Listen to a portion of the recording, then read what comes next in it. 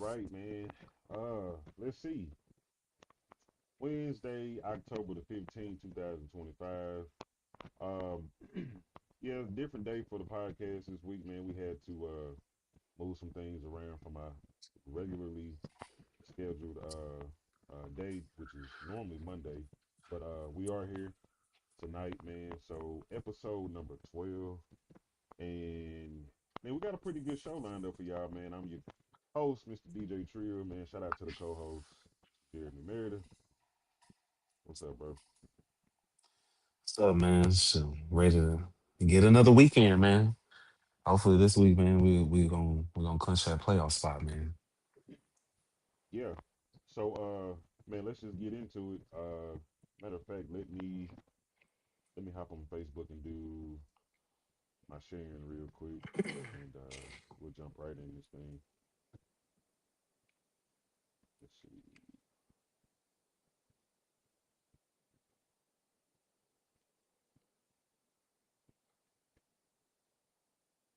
Okay.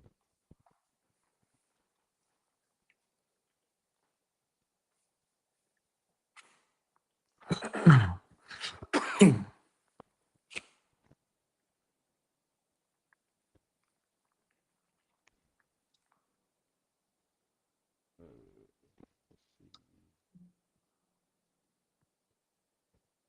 Okay. Yeah, yeah, yeah. Okay. Cool.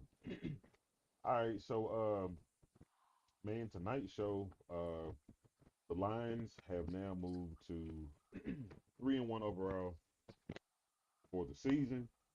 Um, and we are now sitting at 2-1 in district play, District 75A. And like we said last week, man, we are in prime position to make the playoffs. All we have to do is keep winning. The Lions now have two solid district wins over the last 2 weeks. First off, beating Joshua the week before, and then last week beating Cleburne 66-30.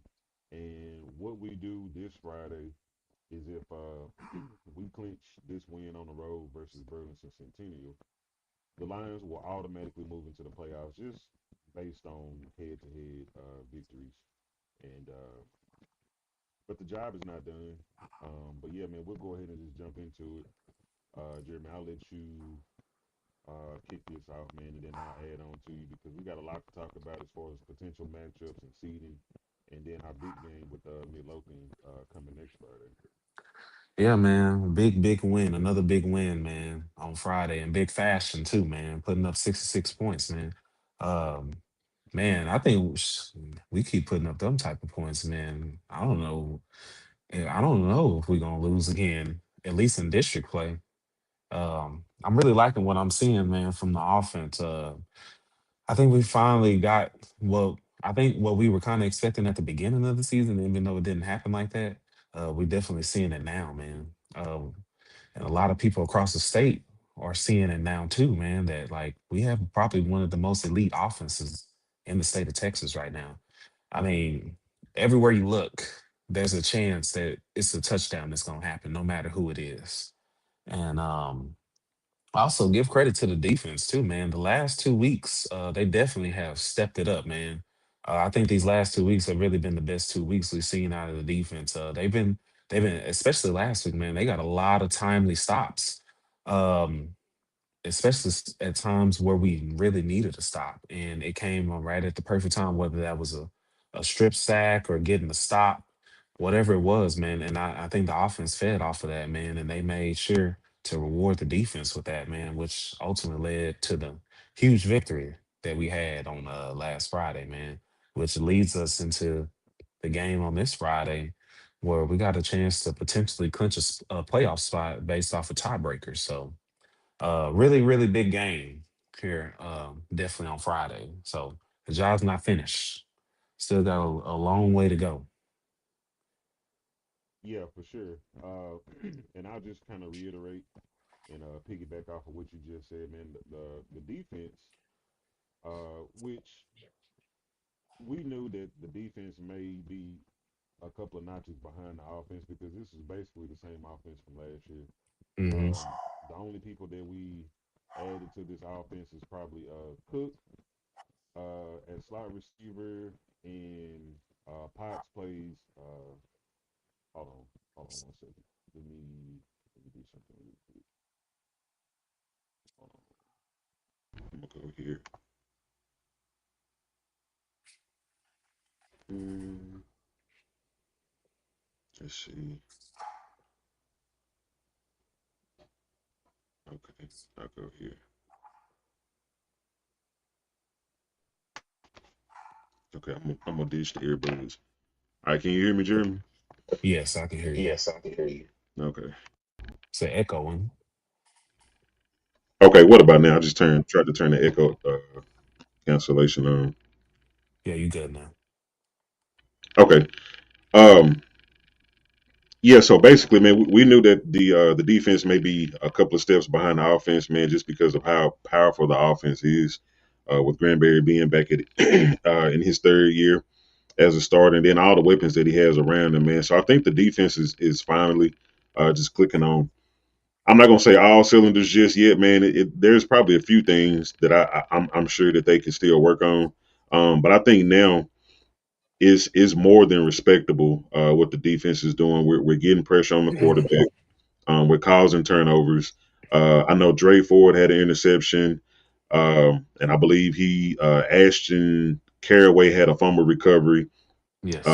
Dre Quincy had a forced fumble, and I want to say we had maybe one more turnover in that Cleburne game last week, man. So now, like I said, man, I think the defense is just really putting it all together, and sometimes it takes just going into that season, man, learning from the mistakes. I mean, we Yep. have games where Lufkin, Marshall, and Highland Park were all games that we could have clinched, and I think the good thing about losing those games is it puts you back in situations where you see similar situations where you can take advantage of that now. So I think the kids have really learned from just past games.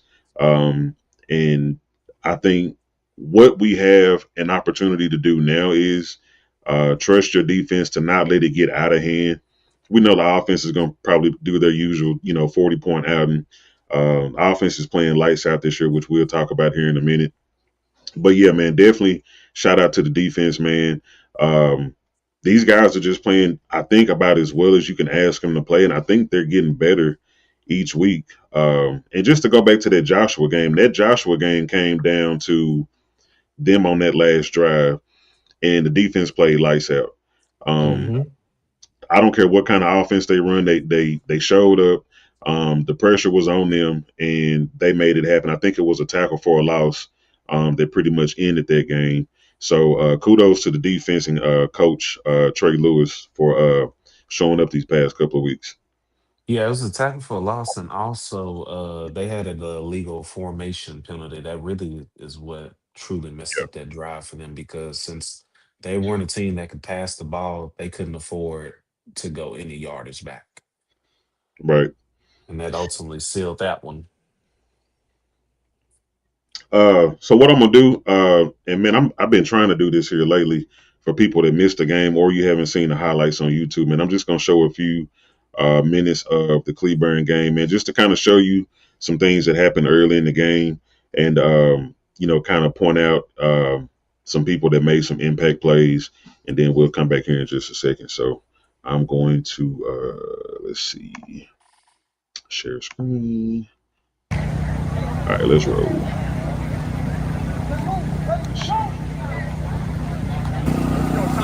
Tonight we have some very special guests joining the Tide Lions on the field.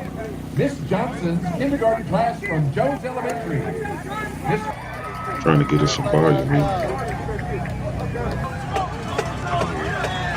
Okay.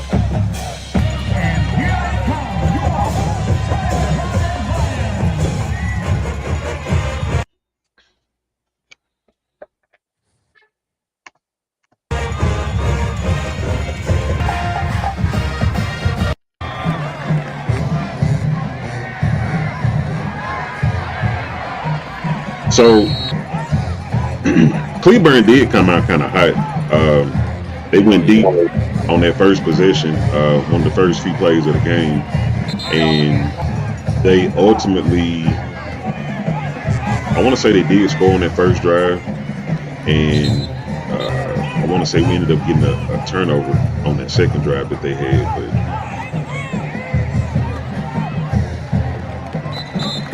man, you No, could just see. I think on this one, I think yeah, the first drive Okay, they so fumbled, they and fumbled. Okay, they then scored on the and second. then we had went 3 and out, and Hmm. then they scored on the second drive. Okay, I can't tell who caused that fumble. I want to say it was a combination of either Bush or maybe Collier or Tristan Taylor. I want to say it was somebody on the D line. I'm just gonna fast forward a little bit because, like you said, we did go 3 and out on this drive.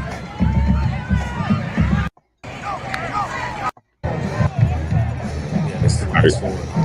Yeah, so they're back on defense, or we're back on defense. I think what the problem was on that first, like those first two drives, man, it was so much motion happening Yeah, that we didn't really know like who to cover at the moment. So it just kind of, and then the fact that they were running hurry up, so that made it even worse. man, they probably have the highest tempo out of any team we played this year, including Highland Park. Yeah, they barely ran any time off the clock, man. Yeah, But I think they kind of understood they kind of had to be that way, especially with the fact of how fast they knew we could score. So they were trying to turn it into a track meet themselves. and that's probably not what you want to do with us. Yeah. I'm just to be honest, because if you're not Highland Park is going the only team that can pull that to off, the man. only team so far anyway. I mean, I know with some other close losses, but to get into a scoring match with us this late in the season, man, probably not the recipe for success. All right, so we're back on offense. There's Cook with about a 15-yard reception. Shout out to Cook, man. He stepped up and made some huge plays ever since that legacy game. Yeah. And he's gonna be a key player along with Trey Harrison. That's gonna be your top two receivers next season for sure. Yeah, I apologize. Not legacy, but Marshall. Yeah.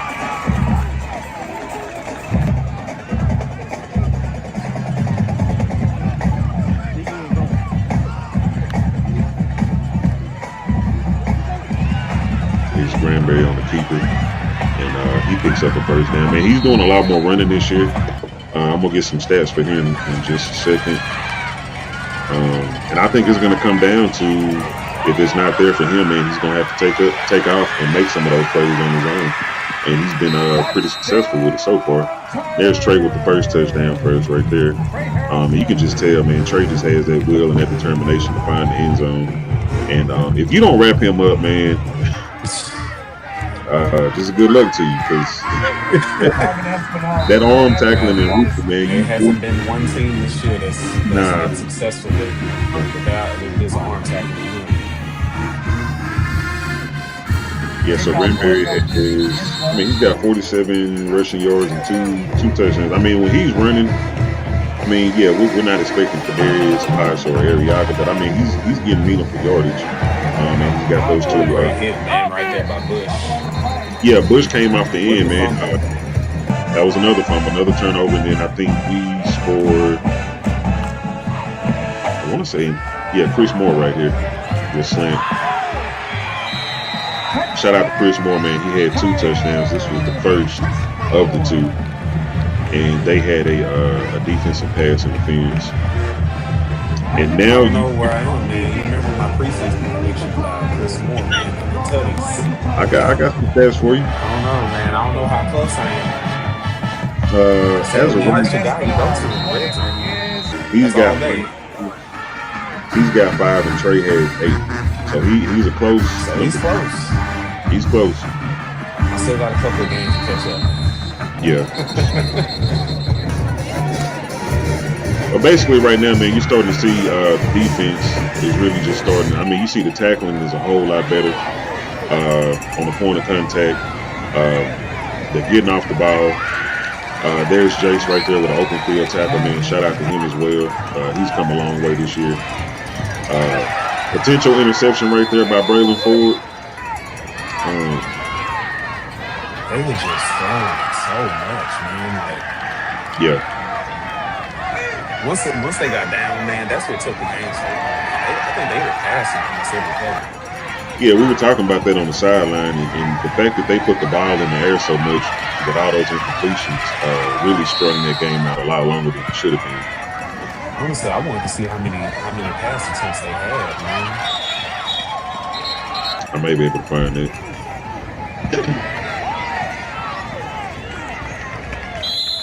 Kendraylin Quincy again. So yeah, we in the first quarter 14-6, and they scored a few more times. I think they made it 18 with their first team. They scored 18, I think, with their first team offense.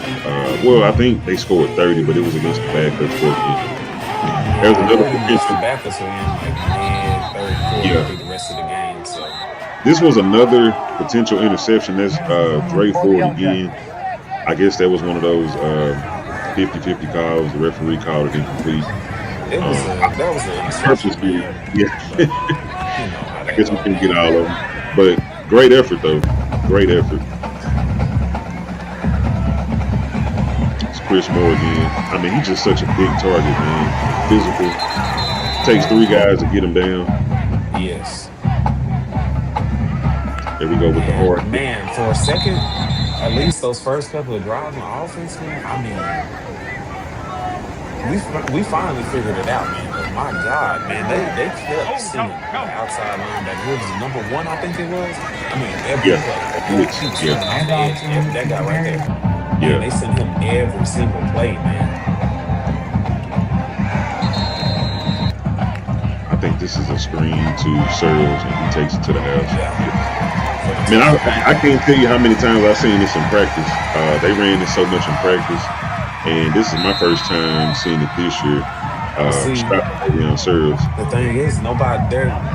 The problems for the teams is that they're not expecting. They're keyed so much in on Trey that they can't even imagine the fact that another receiver on our team can do the same thing. Yeah, That's what makes our offense so lethal, man. for sure. Is at any moment it can happen with somebody else. Let's see if we got anything else. Here's Searles again on a kick return. Uh, man, his kick return performance has been very elite this year between him and Potts, Trey. I mean, we all know these guys can take it to the house if they get their crease. Ashton Ariaga right here through the middle,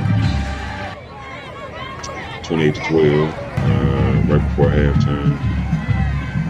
I'm pretty sure we got another touchdown coming up here somewhere. There's Ashton again. Did you on this highlight? Did we get Potts on his kickoff return on here? I got it on here somewhere. I can't remember what quarter it was in. This is mostly first half stuff right here. I think it might have Uh, been the second half. there's Caden again on another quarterback keeper. Man, he's just pulling it down. If he doesn't see the open man, just pull it down and get what you can. I think here's another touchdown to Trey. No, Chris Moore, second one. Chris Moore, yeah.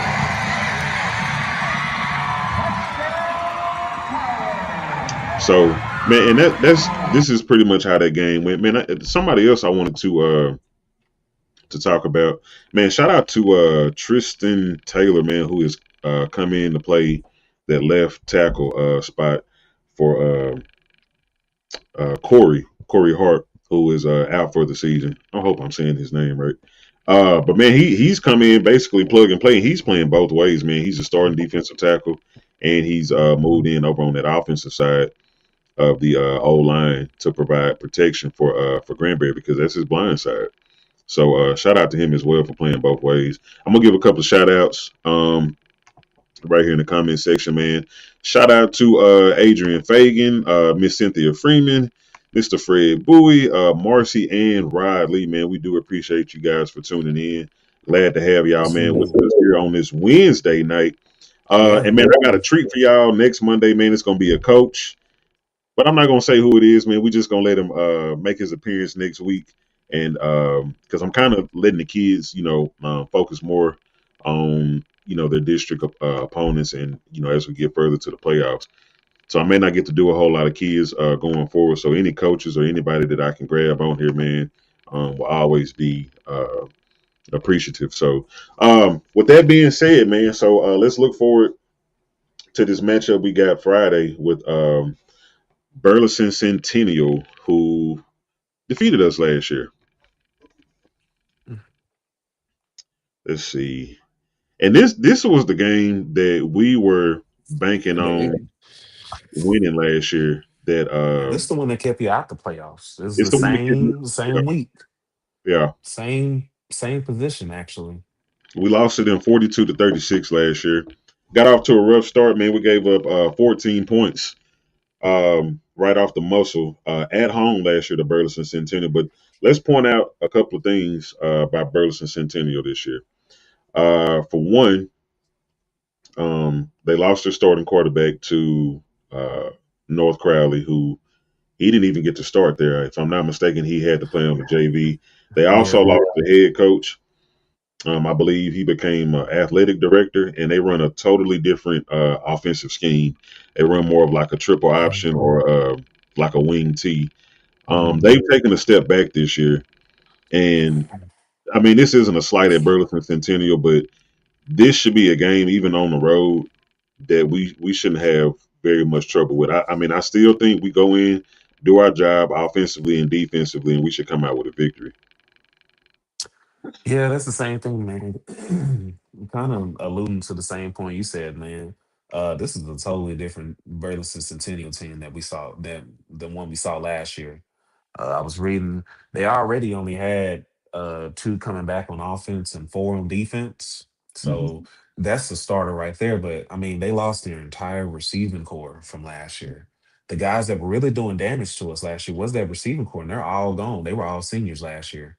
You lost your starting running back is not there. Now, granted, the backup is there, and he was pretty good last He's year. pretty good too. They both scored. Um, yeah, but I mean, and then I mean the head of the horse, man. I mean, you lost the quarterback, man. He was the guy. He made it go. He made that offense go. He kept a Yeah, lot of drives alive for them during that game last year, and he's not there either. he was And just a sophomore. then yeah, I was expecting another tough game, man, with him, but then he wound up going to North Crowley, of course. I'm glad he So left. I mean, yeah, I mean for us, I mean it's great, Yeah, I'm you glad know. it left. Go on about your business, man. Yeah, so I'm like you, man. I do think it's gonna be. I feel like it's gonna start off kind of similar to I would say the Joshua game. Mhm. Now they do run a similar offense to Joshua. They just don't run as much of a misdirection as Joshua do. They kind of more telegraph where they're going to run the ball. You kind of know ahead of Mhm. time. Versus Joshua, it's a lot of motion, a lot of misdirection. So you kind of really got to stay home with them. Yeah. I don't think their offense is as they don't run it as fluid as Joshua does because Joshua's Mhm. been in that system a lot longer than they have. And also they aren't unlike Joshua, they aren't afraid to throw out of the flex zone. So that's something we are gonna have to account for in this game. They are not afraid to throw the ball out of that.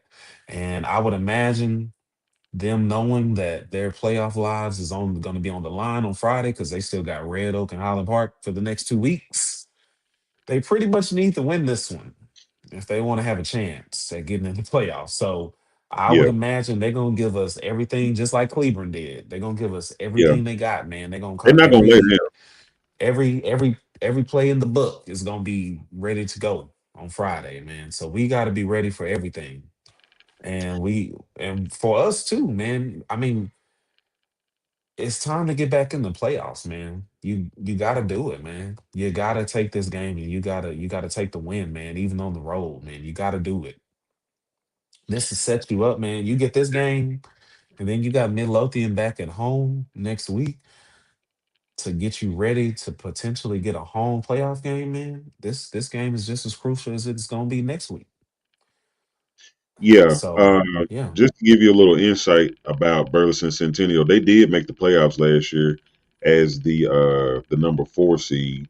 They lost to yes. Georgetown 48-42, high scoring game in the first round last year. So they do have some playoff experience. Now, right now, they are 2-4 on on the year, and they are 1-1 in the district, and they are sitting at I'm sorry, the 4 seed right now. They've given up 49 points on defense, and they've only scored 22. So obviously, that's not a recipe for winning games, and they haven't even played the tougher teams yet. Uh, I think they beat Cleburne, and they just lost to, I guess, Midlothian. Yes. Yeah, so they still have Red Oak and Highland Park left. But and look, this does not need to be a game where we decide to come in and just get our focus, man. They're not going to lay down. I'm pretty sure their Mm, coach knows what's at stake. I mean, as of right now, they are still a 4 seed. If the playoffs started today, they're at the 4 seed. So I think if we just go on the road, take care of business. I've never been to Burleson before. I don't know how hostile it is or I've been what to the Burleson, but I've never been to any of their I games. don't know what it's like, but man, we It's need to a show I out. would say it's another small town feel, kind of like similar to Joshua. Like they're gonna Mhm. give you that small town vibes, small town stadium. Everybody's gonna come to the game. It's one of those, man. Yeah, on paper, man, we shouldn't have any trouble with them. But man, don't get complacent. Don't This is just not the overlook game it. for that, man. And that's how you lose games. We still need to take care of the ball. We still need to play sound defense and just execute. And I'm pretty sure Coach Woods um, has reiterated this time and time again through our practice this week. Go ahead and just clinch the playoffs this week, man, and we'll focus on Midlothian next week, who we are going to discuss here in just a second. Because as of right now, Highland Park sits at number 1 at 2-0. Midlothian is actually tied with us right now, but as far as their overall record, they have the number 2 seed right now, but we still have to play them next week. So then you can count in the head to head after next week. Um, JT or Tyler High, we have the number 3 seed right now. We are still at number 3. And Burleson Centennial is at 4. Red Oak is at number 5.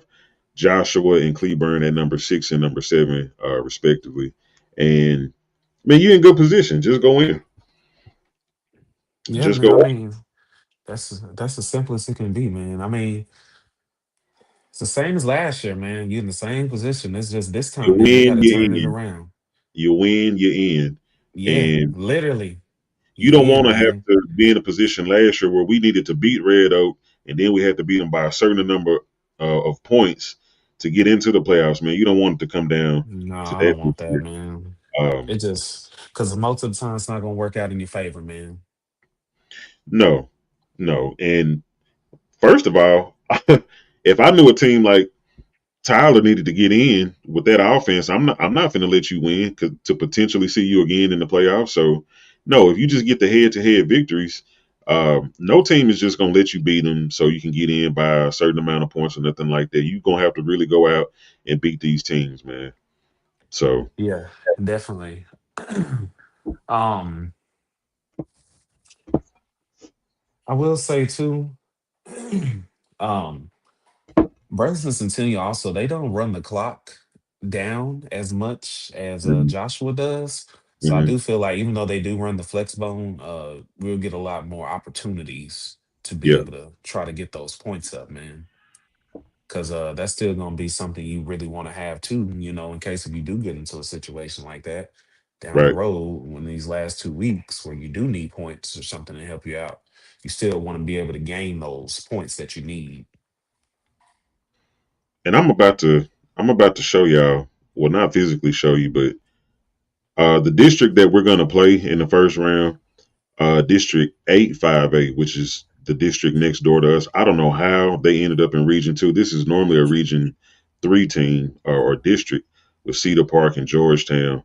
But I'm about to tell y'all why playing at home in the first round is so important. Uh, Cedar Park from Tyler, Texas is a 3 hour and 56-minute drive. Mm. That's a 4 hour drive. Imagine having to play That them on Friday evening. You have to get off work. You might have to clock out early to get to that game on time. That's a 4 hour drive. Okay. Let me just bring up Georgetown. Georgetown, Texas. should be 3 around the hours. same distance. Georgetown and Georgetown Eastview both reside from Georgetown. That's a 3 hour man. By the time you True. get gas, stop and get you something to eat. That's another 4 hour drive. Okay. Um, we need to get these next two wins and get that number two seed, man. You are looking at potentially going on a 4 hour drive, even a longer bus ride. So that's why it's so important to win out if you can and get that number two seed so we can play here at Rose Stadium. So just if anybody was wondering who we could play or where we would end up playing if we didn't play here at home, you go in 4 hours, and a lot of people gonna miss that game. Yeah, because I mean, unless you can take off like a half day or just be off the whole day, man, you ain't even gonna make it in time. You ain't gonna make it. You gonna end up having to catch a live stream or listening to it on the radio. And not because y'all people don't want to go, but obviously Yeah. for work reasons. People still have adult responsibilities. But a lot of people wouldn't even be able to make that game. And I'm hoping the same for whoever has to come here if we Yeah. play. So Well, I mean, they it whole goes district, that's gonna be their whole district, man, because they all yeah, Austin area team. So yeah, they hoping the same, man. But that district right now is just crazy, man. I don't yeah. think nobody expected Georgetown Eastview to beat Cedar Park. I know I didn't. Hmm. I was thinking that it was gonna be Georgetown and Cedar Park for the district championship in that one, but Eastview has other plans. So um it might be, you might mess around, man. We might be at the end of the season and Georgetown Eastview done won that district. Yeah, So and so what that means is even if we get the number two seed, you could potentially still face a very dangerous team in Cedar Park or Georgetown yeah, here at Rose Stadium, and we just that's don't know gonna right be now. that's a That, hard first round, man. yeah, that's still a hard first round game.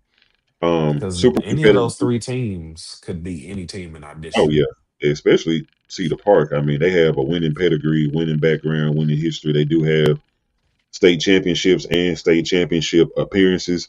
Eastview is kind of I guess like the new kid on the block. I think they're the newer school out of the two Georgetown schools. Yeah. Georgetown does actually have a history.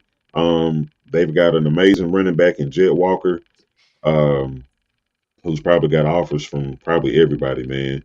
Um, so as of right I think now, he's committed to West Virginia right now. okay, as of right now, Georgetown is number one. Georgetown Eastview is number two. Cedar Park is number three, and Leander is four. So with JT currently sitting in the three seed, we would end up playing Eastview if the playoffs started today, meaning we would travel to Georgetown. Highland Park would play Leander. Georgetown would play Burleson Centennial right now, and Cedar Park would. I'm sorry, yeah, Cedar Park would play Midlothian if the playoffs started today. Now, obviously, this is week to week. So after we play Friday, I'll also be looking over at their district to get any updates on potential moving up or moving down in that district because this is just going to be a week to week thing. But for right now, I just care about winning out, and we'll just have to get ready to face whoever we get ready to face. We not ducking no smoke. Mm-mm. So if you want the No, we playoff, already showed that, man, with yeah, Highland Park. this We ain't yeah, afraid.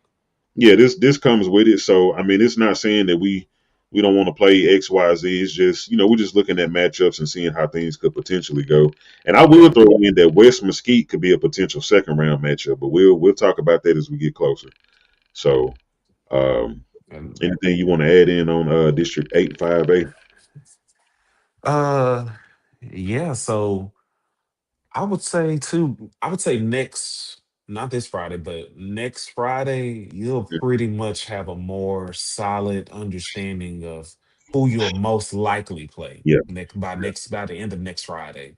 Because the last week, things can still move around, but pretty much, man, after next week, it's pretty much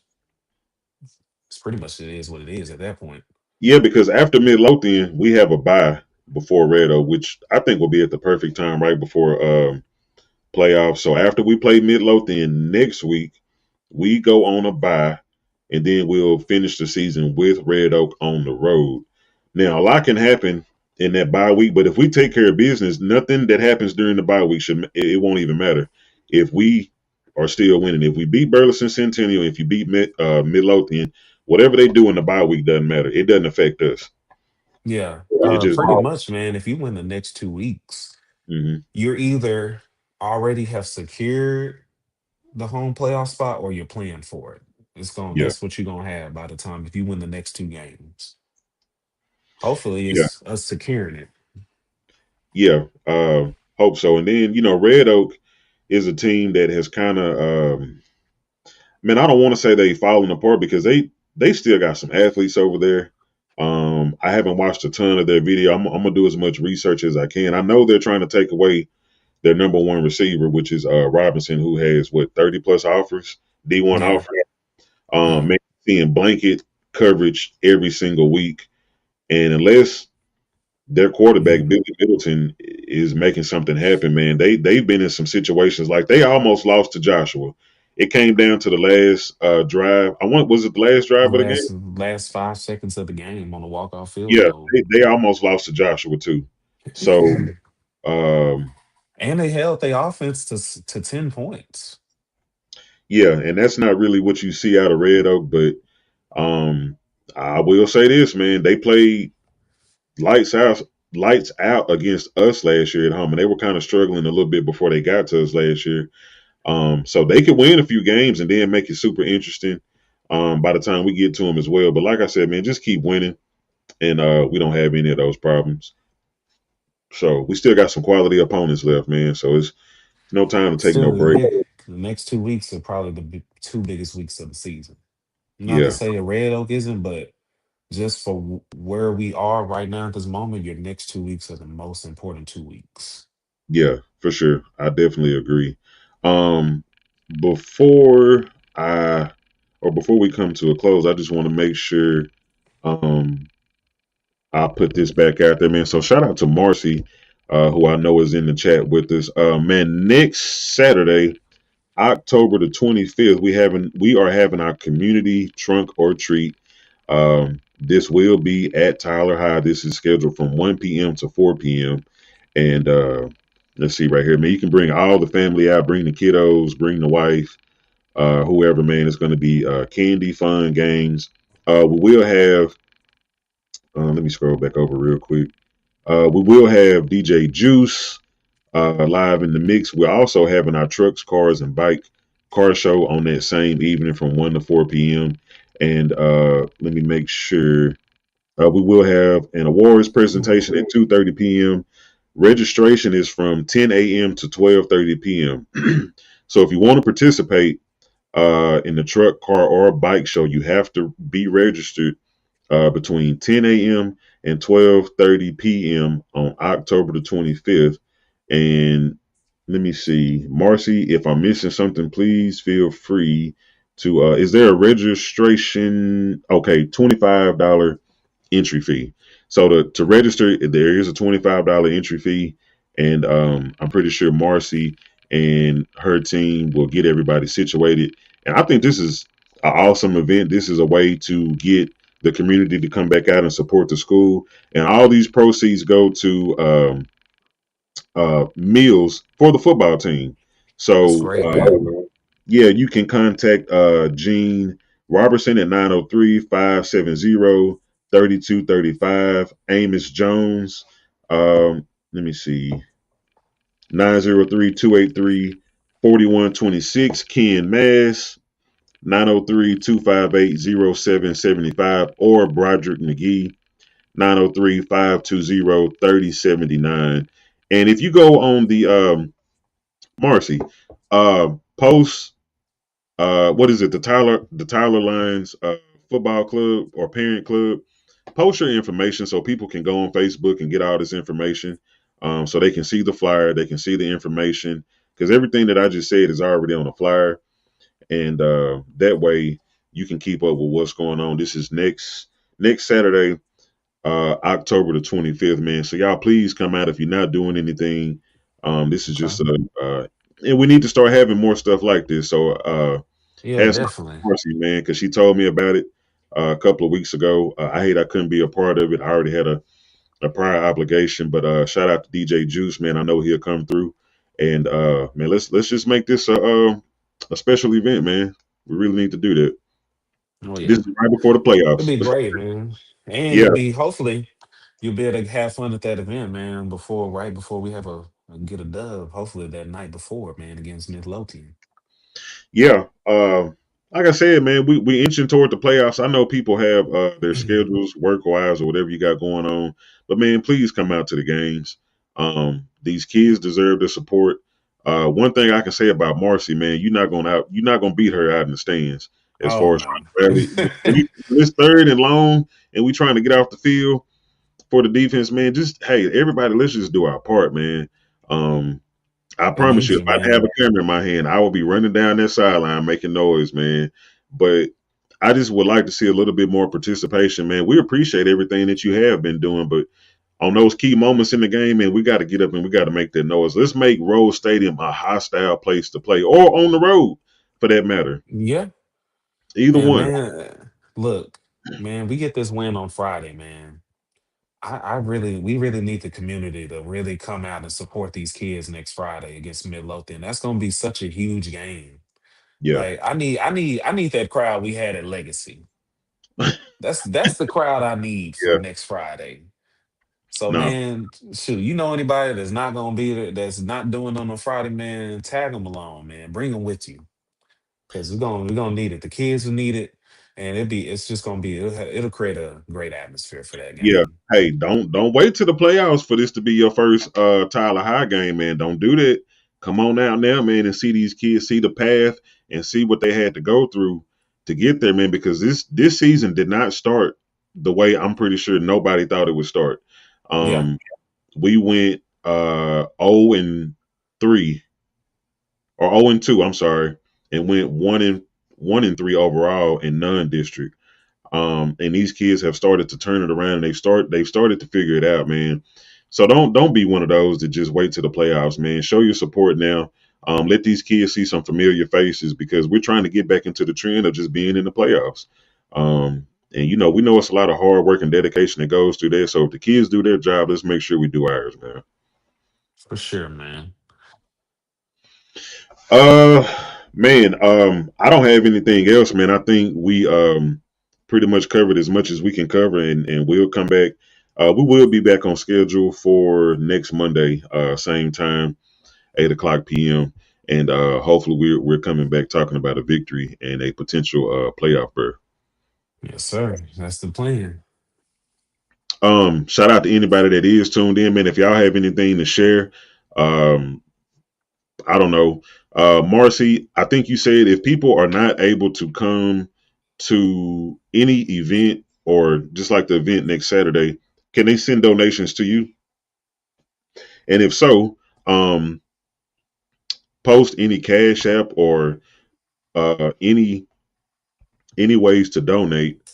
If you could post that information here in the comments or even on your page if they follow your page or anybody that wants to message Marcy personally or anything like that, man, they do accept donations on a daily basis, and I'm going to be making a contribution here as soon as I get off of the show. And a lot of the time I just forget, man. But since we're talking about it, I'm definitely going to make sure I do my part tonight.